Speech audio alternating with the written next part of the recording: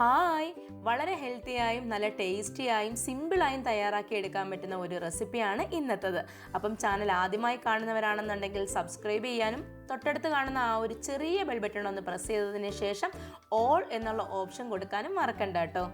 ഇനി നമുക്കിത് എങ്ങനെയാണെന്ന് നോക്കിയാലോ. അതിന് വേണ്ടിയിട്ട് നമ്മൾ 1 കപ്പ് അളവിൽ കപ്പലണ്ടി എടുത്തിട്ടുണ്ട്. അത് നമ്മൾ പാനിലേക്ക് ഇട്ട് നമുക്ക് നന്നായിട്ടൊന്ന് റോസ്റ്റ് ചെയ്തിട്ടെടുക്കാം.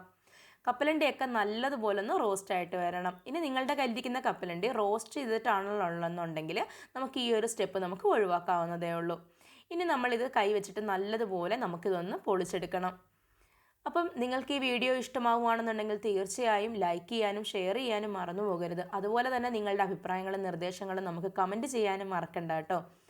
ഇനി ഇതെല്ലാം നമുക്കൊന്ന് പൊളിച്ചെടുത്തിട്ട് മാറ്റി വെക്കാം. ഇനി നമ്മളൊരു പാൻ എടുത്ത് വെക്കാം. ഫ്ലെയിം ഓൺ ചെയ്തതിന് ശേഷം 1/4 കപ്പ് അളവിൽ വെള്ളം ചേർത്ത് കൊടുക്കാം. വെള്ളം ഒന്ന് ജസ്റ്റ് ഒന്ന് ചൂടായി വരുന്ന സമയത്ത് നമുക്കൊരു 1/2 കപ്പ് മുതൽ 3/4 കപ്പ് വരെ ശർക്കരയാണ് ചേർത്ത് കൊടുക്കേണ്ടത്. ശർക്കര ഒന്ന് ഇതുപോലെ ഒന്ന് ഗ്രേറ്റ് ചെയ്തിട്ട് ഇട്ട് കൊടുക്കുകയാണെന്നുണ്ടെങ്കിൽ പെട്ടെന്ന് തന്നെ ഒന്ന് മെൽറ്റായി കിട്ടും. ശർക്കരയൊക്കെ നല്ലതുപോലെ ഒന്ന് മെൽറ്റായി വരുന്നത് വരെ നമ്മൾ നന്നായിട്ടൊന്ന് ഇളക്കി യോജിപ്പിച്ചെടുക്കണം. 1 സ്റ്റിച്ച് പരുവൊന്നും ആകണ്ട, എന്നാൽ നല്ലതുപോലെ ഒന്ന് തിളച്ച് ജസ്റ്റ് ഒന്ന് പറ്റിയിട്ട് വരണം. ഇനി നമുക്കിതിലേക്ക് 1/2 ടീസ്പൂൺ അളവിൽ ഏലക്കാപ്പൊടിയാണ് ചേർത്ത് കൊടുക്കുന്നത്.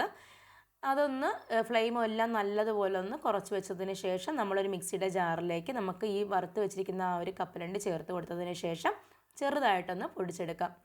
ഒരുപാട് അങ്ങ് ഫൈനായിട്ട് പൊടിഞ്ഞു പോകരുത്, ജസ്റ്റ് ഒന്ന് ക്രഷ് ചെയ്തെടുത്താൽ മതിയാകും.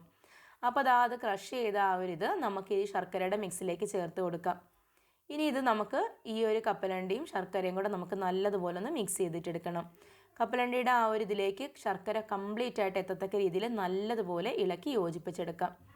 ഇനി ഇതിലേക്ക് ഒരു 3/4 കപ്പ് അളവിൽ നമ്മൾ തേങ്ങയാണ് ചേർത്ത് കൊടുക്കുന്നത്. ഞാനിവിടെ ഡെസിക്കേറ്റഡ് കോക്കനട്ടാണ് ചേർത്ത് കൊടുത്തിരിക്കുന്നത്.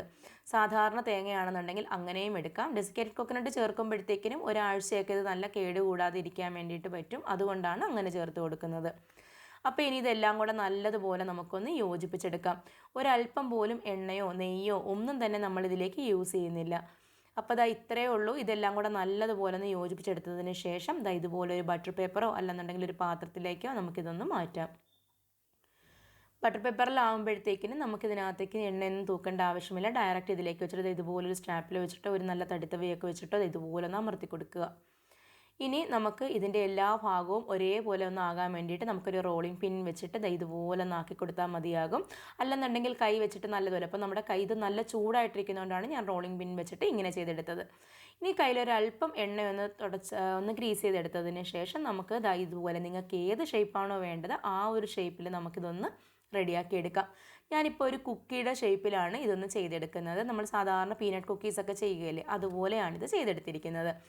നിങ്ങൾക്ക് ഇത് ഇങ്ങനെ വേണ്ട, നമുക്ക് ഈ കപ്പലണ്ടി മിഠായിയൊക്കെ നമ്മൾ വാങ്ങിക്കുകയില്ല, അതിങ്ങനെ കട്ട് ചെയ്തിരിക്കുന്നത് പോലെ അങ്ങനെ വേണമെങ്കിൽ അങ്ങനെ വേണമെങ്കിലും ചെയ്തെടുക്കാം. അപ്പോൾ ഈ ഒരു കുക്കീസിൻ്റെ പാറ്റേണിലാണ് ചെയ്തിരിക്കുന്നത്. ഇനി നമുക്കിതെല്ലാം ഈ ഒരു ഷേപ്പിൽ തന്നെ ചെയ്തെടുക്കാം. അപ്പോൾ ഇത്രയേ ഉള്ളൂ. വളരെ പെട്ടെന്നും നല്ല ടേസ്റ്റി ആയിട്ടും നല്ല ഹെൽത്തി ആയിട്ടുമാണ് നമ്മളിത് തയ്യാറാക്കിയിരിക്കുന്നത്. തീർച്ചയായും എല്ലാവരും ട്രൈ ചെയ്ത് നോക്കണം. ഇൻഷാ അല്ലാഹ് അടുത്ത ഒരു നല്ല റെസിപ്പിയുമായി നാളെ ഉച്ചയ്ക്ക് 3 മണിക്ക് വീണ്ടും കാണുന്നതായിരിക്കും. Thank you for watching.